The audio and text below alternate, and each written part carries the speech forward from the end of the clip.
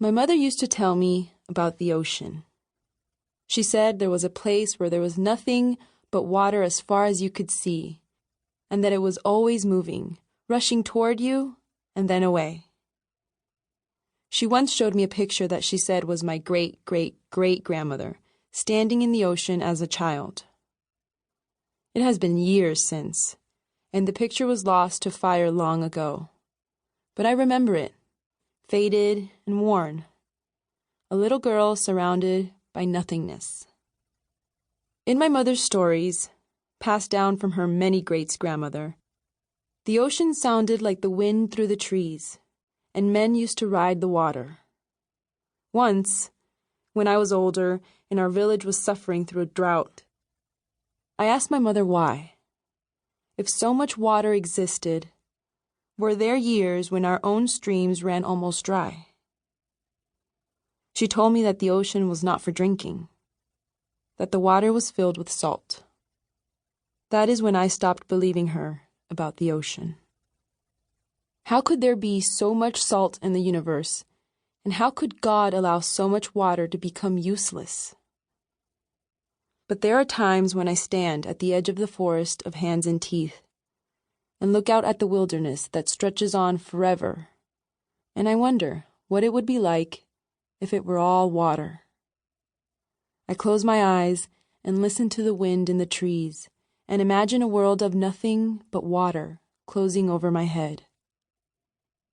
It would be a world without the unconsecrated, a world without the forest of hands and teeth. Often, my mother stands next to me holding her hand up over her eyes to block the sun and looking out past the fences and into the trees and brush, waiting to see if her husband will come home to her. She's the only one who believes that he has not turned, that he might come home the same man he was when he left.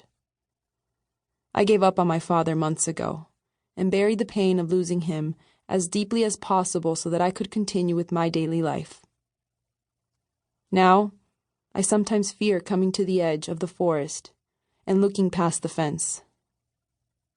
I am afraid I will see him there with the others, tattered clothes, sagging skin, the horrible pleading moan, and the fingers scraped raw from pulling at the metal fences. That no one has seen him gives my mother hope. At night, she prays to God that he has found some sort of enclave similar to our village, that somewhere in the dense forest he has found safety. But no one else has any hope. The sisters tell us that ours is the only village left in the world. My brother Jed has taken to volunteering extra shifts for the guardian patrols that monitor the fence line. I know that, like me, he thinks our father is lost to the unconsecrated, and that he hopes to find him during the patrol of the perimeter and kill him before our mother sees what her husband has become. People in our village have gone mad from seeing their loved ones as unconsecrated. It was a woman, a mother, horrified at the sight of her son infected during a patrol, who set herself on fire and burned half of our town. That was the fire that destroyed my family's heirlooms when I was a child, that obliterated our only ties to who we were as a people before the return, though most were so corroded by then that they left only wisps of memories.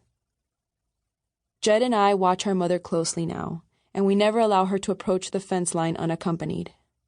At times, Jed's wife, Beth, used to join us on these vigils until she was sent to bed rest with her first child.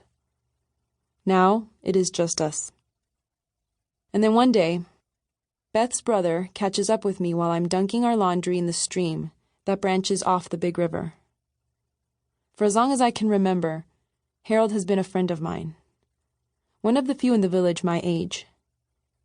He trades me a handful of wildflowers for my sopping sheets, and we sit and watch the water flow over the rocks as he twists the sheets in complicated patterns to dry them out.